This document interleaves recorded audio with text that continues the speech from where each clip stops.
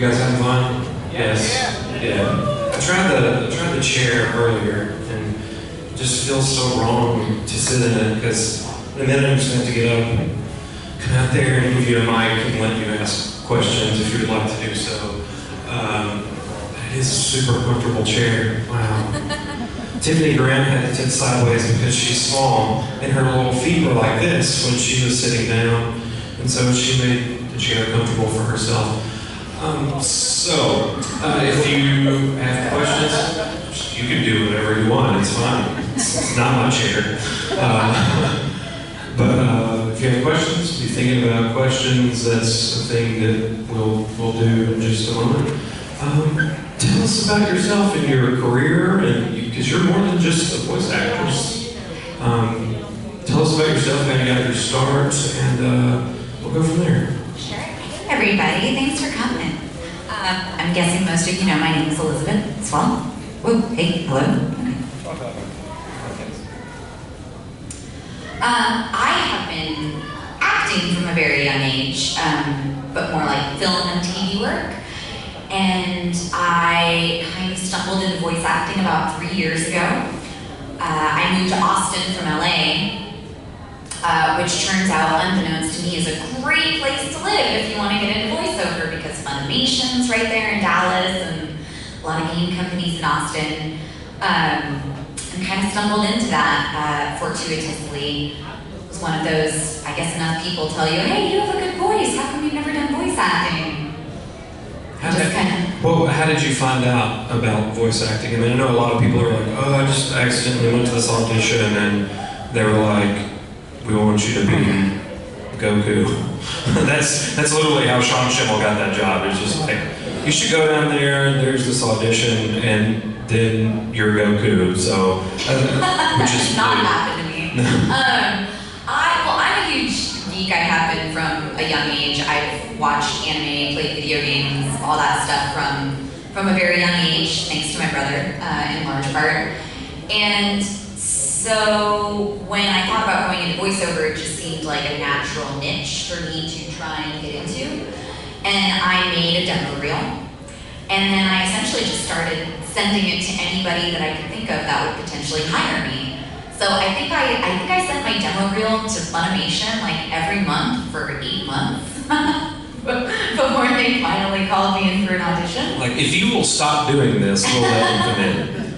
And I actually got a call, and keep in mind, Austin is close to Dallas, but it's about a 4-hour drive. And I got a call from Funimation, and they're like, hey, we're holding auditions for this show called Attack on Titan. Can you be here today? And I was like, absolutely, I'll be right there. Just give me a few hours. And I actually had no idea what the show was about. I hadn't heard of it yet, and I called one of my friends on the drive and was like, hey, what can you tell me about the show and the characters? Like, I need a little bit of context. And he was like, wait, what did you say? Attack on Titan? You're auditioning for Attack on Titan? And I was like, never mind. Don't tell me anything. You're gonna make me more nervous. So yeah, I was lucky enough that my first role in anime ended up being Attack on Titan, which was pretty phenomenal. I just like his reaction. That's incredible. I would like to have seen his face. It's awesome. Well, I couldn't see his face either, but I could hear in his voice that if he told me anything about it, it would probably make me not be able to speak. Yeah. So what was it like going in for that audition? I mean, you sort of had a little bit of an idea that maybe it was a thing from that conversation. What was it like going in and actually auditioning for Attack on Titan? Oh, I was a nervous wreck. I'm actually honestly kind of impressed that I was able to get my deep voice out. You know, because I usually really get nervous, get a little bit higher. I try to get my deep voice out too every now and then, but it's only usually when I'm sick. I would be terrible as a voice actor because I can only do it when I'm sick. Because I just sound like this guy who do this every now and then, but you people can do all kinds of ridiculous things with your voices. So. But I was lucky too. Mike McFarland, as I'm sure many of you know, is the director on that show, and he's so incredibly nice and really good at putting people at ease. And he knew that it was my very first audition with Funimation, so he was very gentle with me. Stupid mic. So, what was that audition process like for you as compared to, an on-screen audition process? Well, there's a microphone involved. Yeah, right.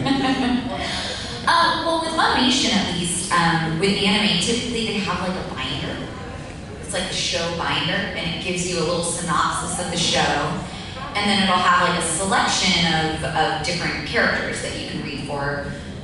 Usually the binder will have like maybe 4 to 6 females and 4 to 6 males.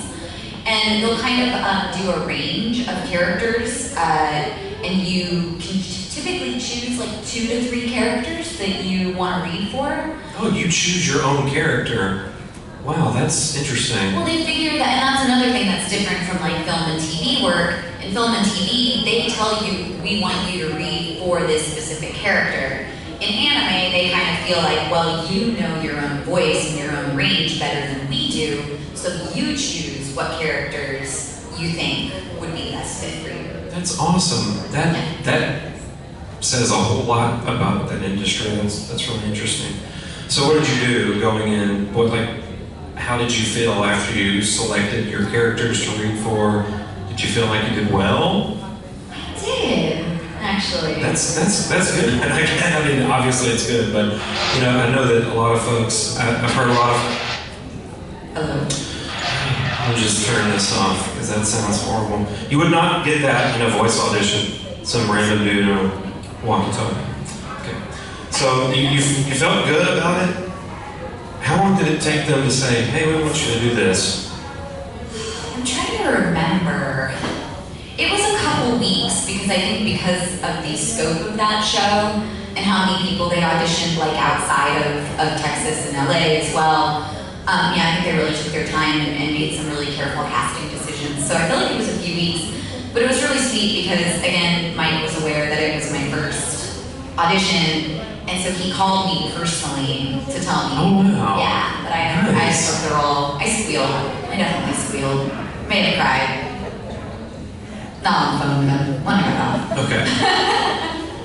You could have used that to your benefit as well. See, I can do this too. I can be emotional. On demand.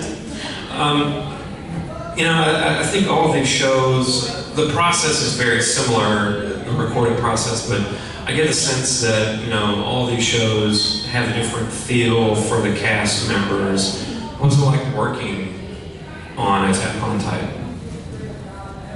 Well, Attack on Titan is kind of interesting. So many animes are kind of like goofy, wacky, have a lot of humor to them, and Attack on Titan is so incredibly intense.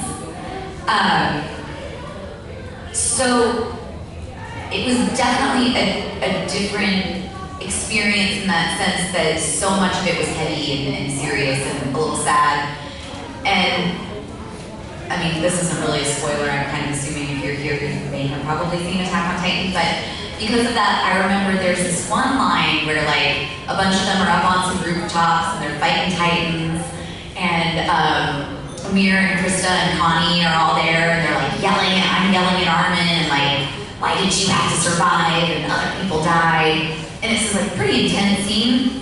And Krista steps in and she's like, guys, stop it. Like, we shouldn't be fighting like each other. We have titans to fight. And I have like this total break that is completely out of character with the anime where I just like take her on the shoulder and I'm like, oh my Krista, I'm gonna marry you when this is all over. And it was an interesting shift of gears. That sounds ridiculous. It felt a little ridiculous at the time. But there's a mirror for you. Yeah, that's anime sometimes. And I'll say that, I don't know how many of you have watched Attack on Titan Junior High, which is a very kind of like almost goofy, cheesy version of Attack on Titan. That was real interesting. So if you're familiar with the character of Amir, she's very dry, very drawl, very serious, and actually doesn't really raise her voice very much. And then Attack on Titan Junior High is just like another thing entirely, and I had to figure out like, how does this character scream? Like, I don't think I ever screamed in Attack on Titan, and I screamed You were like the only person that never did, apparently. because I'm so cool, the Titans don't bother me. So you had to figure that out for junior high? Yeah, I literally had to figure out how that character screamed because I'd never had to do it before. I think last year when we were here, we had Trina Nishimura, and she talked a little bit about the screams and all that it takes to do some of that. I don't know. Do you ever just walk out of a session and feel just tired? Because I know a show like that is very emotional, and you do have to put a little bit more into that than if you were, recording for Powerpuff Girls or something like that. Like, do you ever just walk out and just feel drained after you do a session? Oh, definitely. I mean, I think, don't get me wrong, like, voice acting is a dream job and I wouldn't be doing anything else, but it can actually be like a little bit harder and more draining than people realize because you're having to focus all of your energy and all of your emotion into one thing, which is your voice.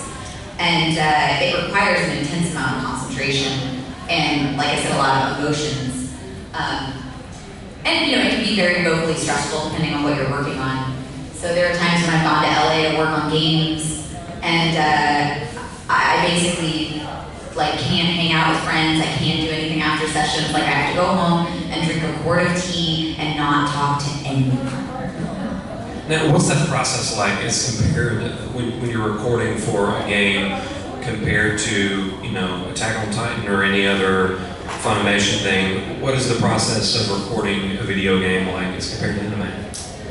Well, you're typically not having to match mouth flaps like you do, so there tends to be a little bit more freedom in the way that you can deliver lines. Video games also tend to be more vocally stressful in the sense that you may have a battle scene that you have to voice in an anime. But like for instance, I worked on XCOM 2, and there was one session where the director was like, okay, we're gonna move on to your death cries. So give me a scream like you're being doused in acid. Okay, great. Now let's do a death scream like you're being eaten alive by an alien feet first. Okay, great. Now let's do a death scream like you're being slowly crushed by a boulder. Okay, great. And it's like we literally went through and it was like every possible way that you could die horrifically in this game, I had to give a different scream for. So yeah, I had no voice by the end of it. It's just weird that somebody would have that written down. Okay, we need to have her ribs apart by fire, aliens, being shot, acid, crushed, falling to your death off the precipice. What on earth is the difference in some of those? Now I'm just curious. Well, some of them, if I were to fall off a cliff, there's going to be an element of surprise there. Being eaten by an alien is like slow, horrific, like you're very aware of what's happening to you. With acid or fire, there's definitely an element of panic and movement as you're trying to get it off of you. This is the art of screaming. There's subtle technique there, my friend. Nice. So just so you know, people don't just show up and make it up as you go. There's actually a little bit of thought behind that. That's pretty cool to know. What's been some of your favorite video games that you've done work for? What am I allowed to talk about? Yeah, stuff that you can't actually talk about.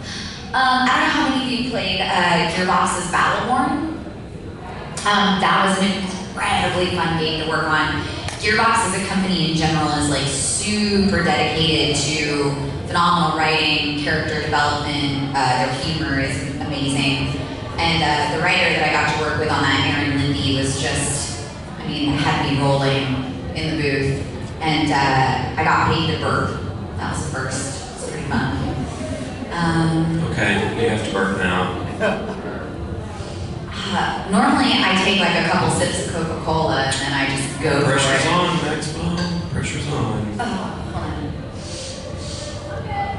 I can't do it. I can't give you a nice, well-rounded belch. It's gonna be a poor show. In a video game, belch is way different than an actual belch every time. It has to be. It just sounds ridiculously exaggerated. All right, let's do questions. Do we have a question? Yeah. Come on, man. I actually want to get. Oh, awesome. You want to get out? Nice. I wanted to get out of that I chair. don't want to get out of this chair. It's a good chair. It's a good chair. I eat lunch in this chair. So there's been recent talk that there is going to be a live action adaptation of Ghost in the Shell. What are your thoughts on it? I'm really excited about it. I'm definitely gonna see it. I haven't heard many details about it beyond the fact that like Scarlett Johansson is playing the major. I did follow a lot of the kind of controversy of like the quote unquote whitewashing of the role. I think that there's a lot of validity there. I would have been interested to see some potential other actors in the role. And I have to admit that though I admire her greatly as an actress, she probably, if I were in charge of casting, she probably would not have been my first choice for the role as far as my understanding of the character goes. But I'm still gonna go see the movie. I'm really excited about it. It seems like that was a casting decision that was purely made based off of Marvel's success.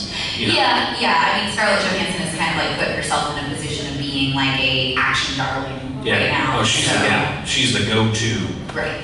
It's probably not the best choice, but I can kind of understand the thought behind that. Questions? That's a question. Awesome. We'll go with you. Hi, Tim. Hey. In the series of Ruby, like, what do you think about your character, Winter Schnee? What do I think about her? Like, character-wise. What do I think about her character-wise? I mean, I really like her. I think she's a really interesting kind of like complex, complicated character, and I find that her intensity and her loyalty to both her family and to the military, I think that there's a lot of like interesting fodder there for like material as far as like conflict. Like, what if that came into conflict? Like, what if she had to choose between the two?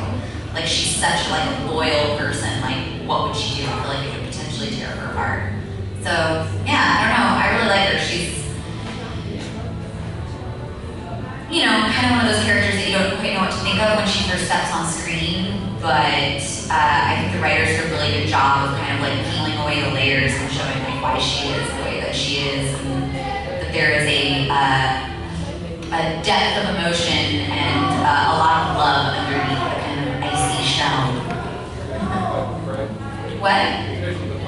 Oh man, that fight with Crow. I don't know how many of you guys watched Ruby, but that fight with Crow is one of my favorite pieces of anime that I've ever been involved in. And I mean, I don't know about who ships who, but my personal opinion is, and this is my personal opinion, nothing canon from the show, but I believe that you can't have that much passionate hate without there being something else under there too. It's the flip side of the coin, man. Hello. What do you think of your Attack on Titan character, Ymir, character-wise? She's an interesting nut to crack because in the show itself, we don't get to see too much about like what's going on underneath the surface, right? Like, she seems kind of cold and distant and a little bit selfish, and you know, her only kind of weakness is Krista.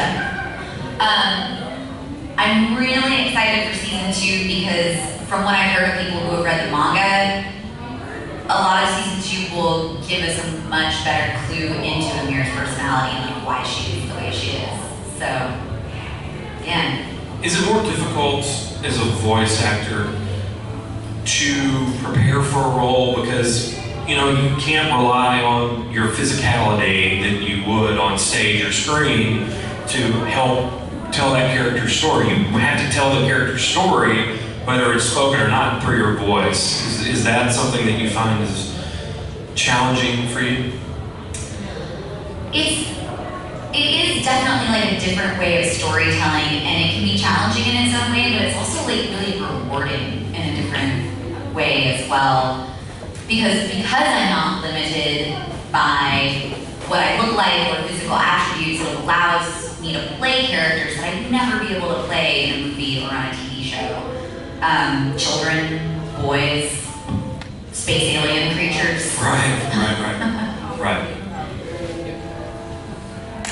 I have a question about the season 2. Do you know? Well, it's supposed to come out spring 2017. Are you talking about season 2 Attack on Titan? Mm-hmm. Season 2 Attack on Titan. It's supposed to come out spring 2017. Will that be for both the English dub or just the sub? I don't know the answer to that question, so don't quote me on this, but my understanding is that because of the popularity of the show, I believe that the sub will of course come out first, but I don't think the dub is going to be very far behind. That's my brief understanding. I don't think they have much choice about that. I mean, Yeah, they've got, right. it seems like everywhere we go, we hear, when is that coming out? Now. It's coming out now. This is your first question ever at a panel, huh? This is his first convention, everybody. Awesome.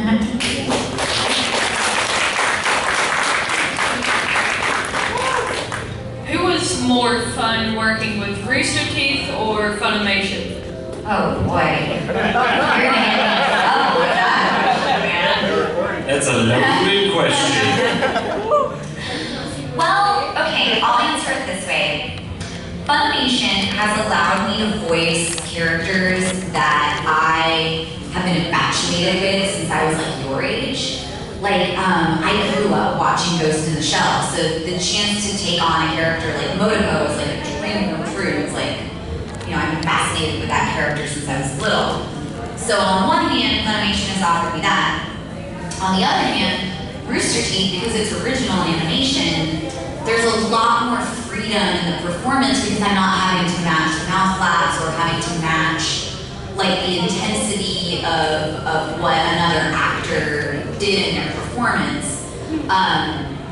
So there's a lot more freedom in creating more of the character myself. And I guess I would say the Rooster Teeth. Well, I don't know how many of you, I don't know if you are probably familiar with Ruby, but I've also been working on a new 2D animation show by Rooster Teeth called Camp Camp, which I highly recommend. Maybe you're not allowed to watch it yet, there's some adult humor, but it's a hilarious show, and it's the most straight up comedy that I've ever gotten to work on in my life, and that, I mean, those sessions for that show have been some of my favorite that I've ever done in my life, so. Cool. Who was your least favorite character to work on, or most frustrating? Least favorite? None. I love all my characters. Most frustrating. I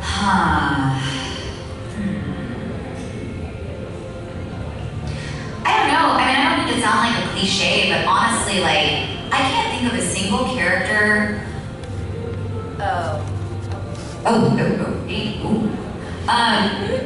Okay, so I worked on my first fan service show accidentally. It's called Mock and Key Battling Phoenix. I don't know how many of you have seen that. I play Himekami. So that was a kind of like interesting, sometimes slightly frustrating experience. Because you don't always, it's that, working on a fan service show is an entirely different experience than working on like a show like Attack on Titan. And it can be at times like groan-worthy, rolling your eyes. And then there are other times like, there's an episode on Mock and Key that is about me and a teddy bear that comes to life. And I won't say much more than that. If you're an adult, watch the episode, it's really funny. The whole show was kind of a strange experience to work on, but that particular episode was like one of the more fun episodes I've ever worked on in anime, surprisingly. Hi, I have a boring question. I was in the music business for years. How do you handle your business side? Do you have a manager? Do you have an agent? Or do you do this all yourself? Wow, that's a complex question, so I'll try and like condense it down. It's a really good question. I do have a voiceover agent now. When I started out, I did not. I was lucky enough to study with a woman in LA named Dallas Travers, who teaches marketing tactics to artists. Because one of the things a lot of people don't realize is that being an artist is only half the battle. Like, in the industry these days, you do also have to get really good at being your own manager, being your own agent, procuring your own work, marketing yourself. And it's a whole different skill, and one that most of us don't innately know. So I do a lot of that work myself, although I do now have an agent that is kind of starting to help me, take on some of that so I don't have to shoulder it all. Do you have an attorney as well? I don't have an attorney at the moment. I hope to one day get to the point where I need an attorney. That would be amazing. Or horrible. Either way, or horrible. No, it means that I'm having to negotiate contracts That's right. that are so large that I need an attorney. But yeah, I don't have one at the moment. What's your favorite part in Ghost in the Shell, and what's your favorite scene that you worked on? Favorite part of Ghost in the Shell? It became a running gag with the director, Zach Bolton, and myself, how often Motoko seems to get her fingers and or her arms ripped, or her fingers broken and her limbs ripped off in that particular OVA. So that became almost like obviously we weren't drinking on the job, but if we were playing drinking games, like that would have been my choice. Let's see, were there any particularly favorite moments? Pretty much any time I'm fighting with Bato, I like yelling Christopher Savage. I love the part where she hacks his brain and she makes him punch himself. Stop hitting yourself, stop hitting yourself. And I also was like super tickled by the fact that like Motoko had a boyfriend in one of the OVAs, and that they have like a scene where she's kind of like pouting a little bit, like a totally normal, like late teens, early 20s girl. I liked seeing like a little bit of Motoko is so like competent and cool. It was nice to occasionally get glimpses of like something more resembling like vulnerability and like normal human, weakness. With Rooster Teeth Day 5 coming out, when it came out, would you do something like that like they did with the live acting and series? Oh yeah, absolutely. Funny story. I don't know how many of you have seen Day 5. Stephanie Draco, who plays Allie, is a good friend of mine, an amazing actress. It was actually her and I were the two actors up for that role. So in another universe, I might have been Allie. But yeah, it is definitely my hope that I will get to be involved in that show at some point. I think it's a phenomenal show. I don't know if it's appropriate for you. Sorry. What was your favorite attack on Ruby? Favorite fight? Winter and Crow's fight?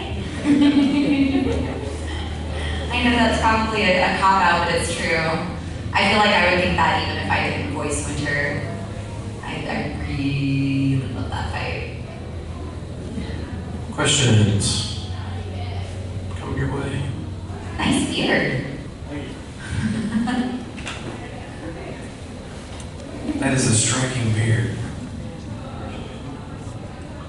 So you mentioned that when you go in for voice roles, you get to choose the characters that you're going to voice for. How do you go about that process of choosing? Do they give you a bio of the character, or do you see a bit of literature, or is it based off a name or a picture? Yeah, so they will usually have a little page for each character that'll have a picture and a bio. And if you're lucky, sometimes it'll kind of give you the vocal range that they're looking for. Though sometimes you can kind of like gather that from the picture and the description. I personally, I'm very type A, and so I like to watch at least a couple episodes of a show in the original Japanese before I even audition for a show if possible. Because a lot of times they do try and vocally match the English actor with the Japanese actor. So it's very helpful if I know what the Japanese actor sounds like, and then I'll know, oh, these are the different characters that I could realistically play. And that makes sense that they would do that as well. Right. Well, some directors are a little bit more... I want to do my own thing. Yeah. Some of them are more married to that than others. Questions? This is kind of two. Did you get to choose what character you voiced in RWBY, and if so, what characters did they give you to choose from? So that was a slightly different thing because RWBY is original animation, and they were specifically looking for voice actors for Winter. So I did not read for any other characters besides Winter for RWBY specifically. But it turns out that a large reason that Rooster Teeth knew who I was in the first place is because so many of the people at Rooster Teeth are big fans of Attack on Titan. So that's kind of how I got the audition in the first place. And then a large reason why I ended up booking the role was my voice, but also Greg Haddock called me up and was just like, do you know Kara Everly? And I was like, I know that she voices Weiss, I don't know her. And he was like, you actually sound like you could be her sister. Like you put the two of us together in one room and it turns out that we randomly have a lot of like the same vocal patterns and like, you know, inflections and so forth. So that was a happy accident. Hey, my sister wants to know if you could do a interpretation of Ruby Rose. And for me, my question is, what is your favorite line while playing as Winter Schneep? What is my favorite line? It was really hard for me to get through silence, you boob, without laughing. I think it took me like probably about 3 or 4 times before they got a clean take. If you didn't do it as Skeletor the first time, I'm very disappointed in you. Because it's silent, you boob. So yeah, that was probably... I also like the bunk beds joke. I think because I personally wanted bunk beds so bad when I was a kid, so I've kind of like glommed onto that line. You're just not practical. You're just not practical. What else? My little sister wants to know if you could do an interpretation of Ruby Rose. An interpretation? Sorry, I'm not entirely sure now. Take on Ruby Rose. Oh, your own take on Ruby Rose. My own take on Ruby Rose. Gosh, I don't know if I could do anything better than Lindsay. She's one of my favorite parts of Ruby, honestly. Like, I was blown away by her voice acting and like her humor and delivery when I first started watching the show. I'm sorry, I'm not even gonna attempt. I can't, Lindsay, I'm sorry. You said that you watched Ghost in the Shell when you were younger. How like ecstatic were you when you got to voice the Major? I didn't fully believe it. Like it really, and it was also kind of, the timing was a little crazy because Attack on Titan was my very first anime that I got to work on, and Ghost in the Shell was actually the second. And that was partially because, like I was saying, they were looking for a voice match, but they were also really interested in finding someone that could legitimately sound like they were a younger version of Mary Elizabeth McGlynn. So they were not just trying to voice match the Japanese, they were also trying to voice match the English to a certain extent. And they were also looking for somebody who wasn't very well known in the anime world, who didn't have a huge number of credits because they wanted that voice to be new and unique to Motoko, and when you heard it, not make people think, oh, that's such and such character from this other anime. So when I got that role, I was absolutely elated, but I was also terrified because I knew what a big franchise and you know how many rabid followers there were, and then also like my own personal kind of like, oh my gosh, like I have to do this justice. So that was actually probably one of the scariest jobs I've ever had. Got time for one more.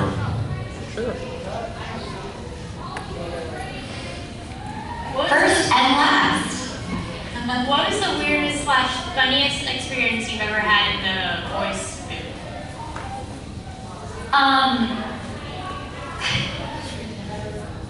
You have to tell on yourself. This is basically you admitting the worst thing you've ever done in a sound booth. Well, See, you can't even watch that on the show. You get. well, you're nice. So I'll say there's two things. I worked on a video game called Trillion: God of Destruction.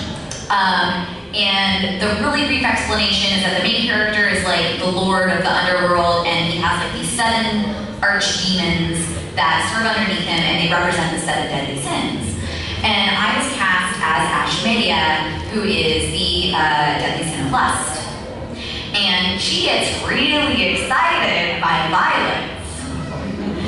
So pretty much like 3/4 of the entire like voice session for that game was me making some real interesting sounds as I fought. So that was strange. And then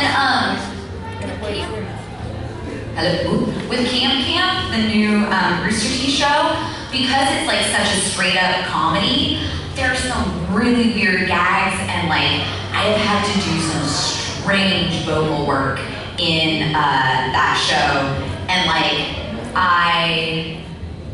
I don't think it's a spoiler because you guys will have no context, but like I literally was there yesterday at Rooster Teeth recording the last 2 episodes, and I had to do a minute of like choking gagging sounds of just like